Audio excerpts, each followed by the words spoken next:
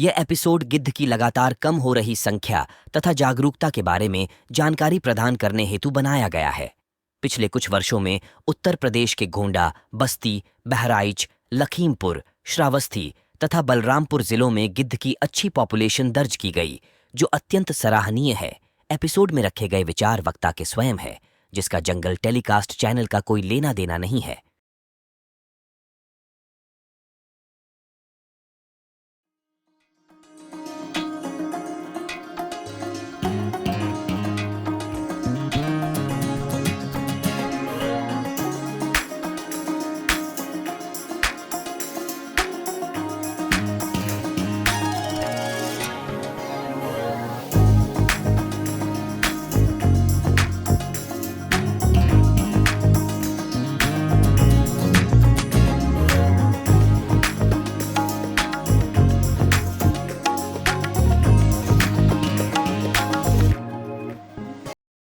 नमस्ते।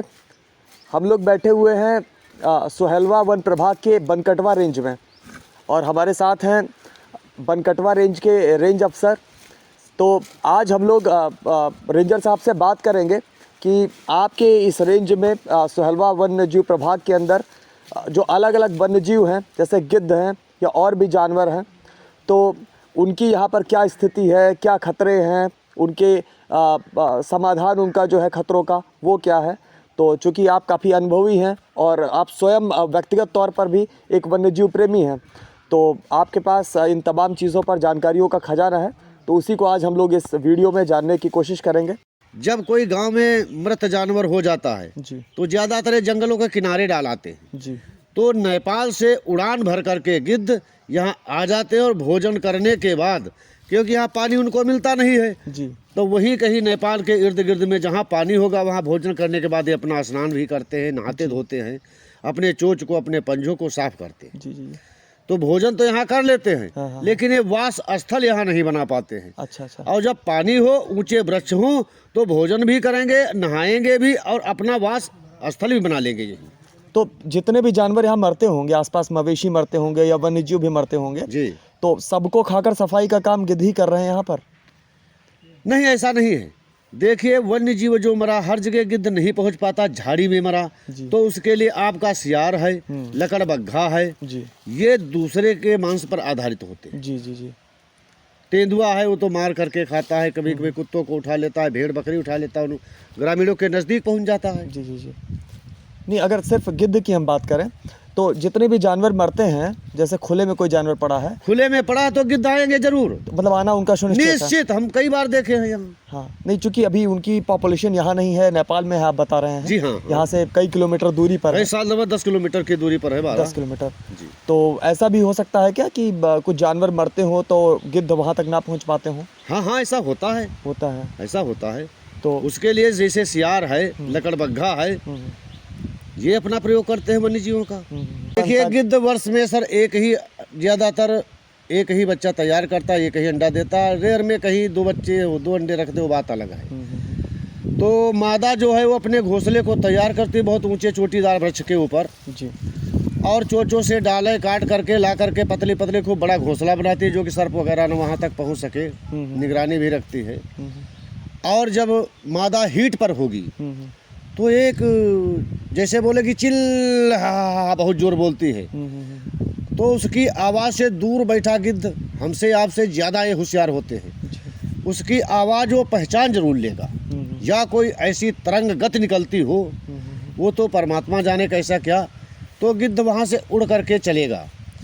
जहाँ मादा बैठी होगी फिर यहाँ बोलना चालू करेगी, गिद्ध उड़ करके ऊपर से आएगा, 6-7 राउंड मारेगा ऊपर, और धीरे धीरे धीरे धीरे उतर करके नीचे वो आ जाता है। गिद्ध घोंसले के पास बैठ जाएगा, फिर दोनों नर और मादा घोंसले में पहले से उपस्थित है जी, दोनों एक दूसरे से चोंच लड़ाएंगे। जी, लंबी गर्दन होती, खूब हिला के चोंच लड़ाते हैं दोनों।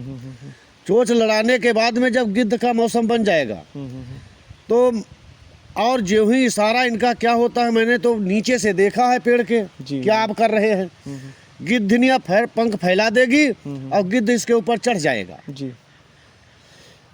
और गिद्ध भी पंख फैला देता है, मतलब चारों पंख एक में चिपका लेंगे, दोनों के पंख चिपक जाएंगे। जी जी।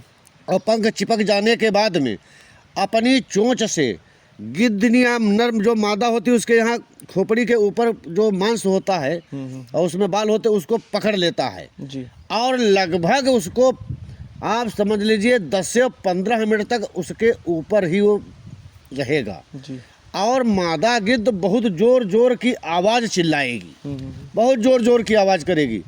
उसके बाद में जब उसको छोड़ देगा फिर घोंसले के पास बैठेगा तो खूब पंख फड़फड़ाएंगे दोनों अपने अपने। और उसके बाद में नर गिद्ध बस जो ही उड़ेगा उसके पीछे मादा उड़ेगी, 6-7 राउंड खूब मारेगी। उसके बाद में राउंड मारते मारते फिर पता नहीं किधर को चली जाएगी, किस दिशा को गई, जा कर के वो अपनी कहाँ चली जाती, यहाँ तक मैंने अपनी आंखों से देखा। इंडियन वल्चर को जिसको भारतीय गिद्ध कहते हैं उसको मैंने देखा। जी जी। और इसके अलावा हर तरीके के जो मतलब कैरकस हैं उन पर ये फीड कर लेते हैं। हाँ हाँ। अगर मान लीजिए कि एक गाय मर गई जी तो कितने लगभग एक साथ गिद्ध आ जाते हैं उनको खाने? देखिए, गाय मर गई खाने पर जिनको जहाँ तक सूचना मिल जाती है और जनसंख्या के अनुसार धीरे धीरे अब कम होती चली जा रही है गिद्धों की जनसंख्या, क्योंकि ऐसी ऐसी दवाएं चली है। किसी पशु को बीमार हुआ तो ग्रामीणों ने, किसानों ने उसके इंजेक्शन लगवाया और डोज पता लगा, डॉक्टर नहीं जानता था, ज़्यादा हो गया, पशु मर गया तो उसके शरीर में पॉइजन फैल गया। और जब उसको डायरिया आया तो गिद्ध खाइस, तो गिद्ध को जब प्यास लगी तो हो सकता है उसके आमाशय पर कुछ आघात पहुंचा हो, वहां तक पानी तक न पहुंचा, बीच में ही वो समाप्त हो गया हो। ऐसे भी घटनाएं होती हैं कभी कभी। जी जी। तो रेंजर साहब ने गिद्ध के बारे में ये तमाम जानकारियाँ बताई।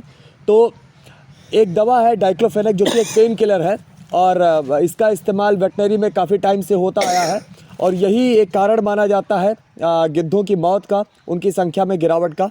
तो अगर आप मवेशी रखते हैं और या कोई भी जानवर रखते हैं, अगर उनको पेन किलर की आवश्यकता होती है तो अपने डॉक्टर से कहें कि डाइक्लोफेनेक का इस्तेमाल ना किया जाए। उसके अलावा मेलॉक्सिकैम का इस्तेमाल किया जा सकता है।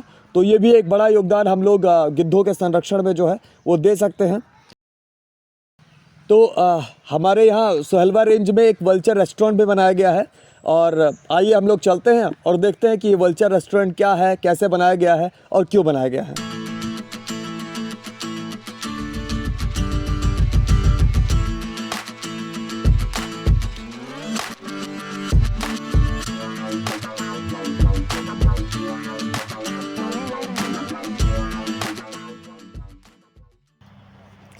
तो हम लोग पहुंच चुके हैं वल्चर रेस्टोरेंट में। ये पूर्वी सोहेलवा रेंज के अंतर्गत श्रावस्ती ज़िले में सिरसिया बाज़ार के बगल में पड़ता है। तो ये एक इनक्लोज़र बनाया गया है, एक छोटा सा ज़मीन है जो चारों तरफ से 4 दीवारी से घेर दिया गया है ताकि आसपास के जो ग्रामीण हैं उनके घर पे जो भी मवेशी हैं जब उनकी मृत्यु हो तो वो लाकर उनको यहाँ पर डाल दें, ताकि यहाँ आसपास बगल में जो जंगल में और जंगल से दूरी पर नेपाल की तरफ जो गिद्ध हैं वो फिर यहाँ आकर उन कैरकस पर फीड कर सकें और इस तरीके से उन कैरकस का जो है निपटारा भी हो जाता है। और दूसरा, इस तरीके से फिर ग्रामीण उस कैरकस को, उस मरे हुए जानवर को ले जाकर जंगल के किनारे नहीं फेंकते हैं तो वहाँ पर बीमारियाँ फैलने का खतरा और ऐसी तमाम चीज़ें जो हैं वो नहीं होती हैं। तो ये जो वल्चर रेस्टोरेंट है ये सन 2018-19 में यहाँ पर बनाया गया और ये एक यूनिक कॉन्सेप्ट है। हालांकि इससे पहले भी ये सोनभद्र में भी एक बार ऐसा वल्चर रेस्टोरेंट जो है वो बनाया गया है। हालांकि इसमें एक समस्या भी आती है, क्योंकि जो मवेशी लोग रखते हैं उन मवेशियों के ऊपर आज भी डाइक्लोफेनेक पेन किलर का धड़ल्ले से इस्तेमाल किया जाता है। तो उनको लाकर जब यहाँ पर रखा जाता है तो कई बार वल्चर जब उन चीज़ों को फीड करते हैं तो वही समस्या जो वल्चर्स के ख़त्म होने की रही है डाइक्लोफेनेक दवा के रूप में, वो वापस उनके शरीर में पहुँच जाता है।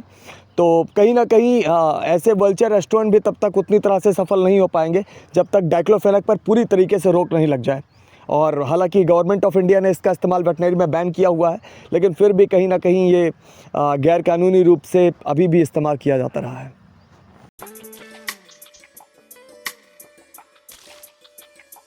गिद्ध प्रकृति के सफाई कर्मी कहे जाते हैं जो मृत मवेशियों को खाकर हमारे वातावरण को साफ करते हैं। शोध के मुताबिक कुछ वर्षों में गिद्ध की संख्या में गिरावट आई है। कारण रासायनिक द्रव्य का उपयोग माना जा रहा है।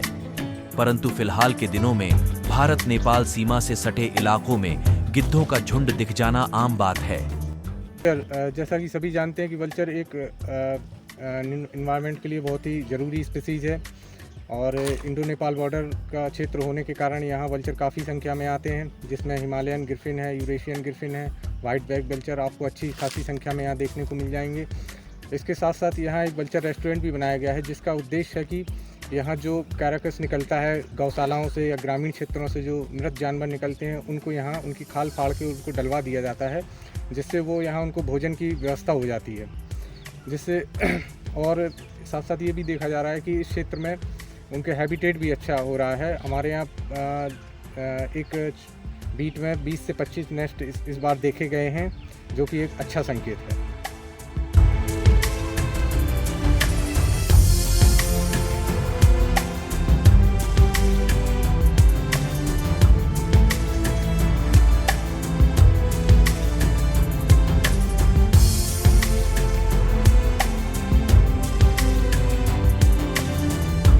तो आइए आपको ले चलते हैं कुछ वल्चर्स की साइटिंग कराने, जो पास ही में कुछ कैरकस के ऊपर फीड कर रहे हैं।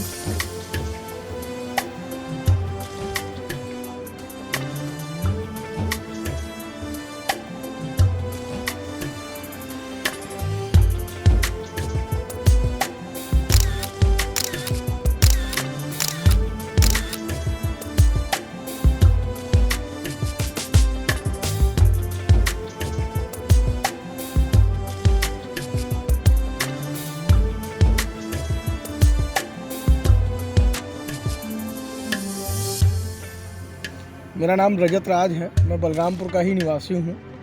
बलरामपुर के आसपास कई इलाकों में मैंने गिद्ध और उनके कई सारे झुंडों को जो है मरे हुए जानवरों को खाते हुए कई बार देखा है। पिछली बार मैं अभी कुछ दिन पहले ही निकल रहा था, तो एक मरा हुआ जानवर था, उसके आसपास तकरीबन 40 से 50 झुंड था गिद्धों का। वो उस जानवर को खा रहे थे, तो मैंने अपने ही मोबाइल से तुरंत निकाल के एक फ़ोटो क्लिक की है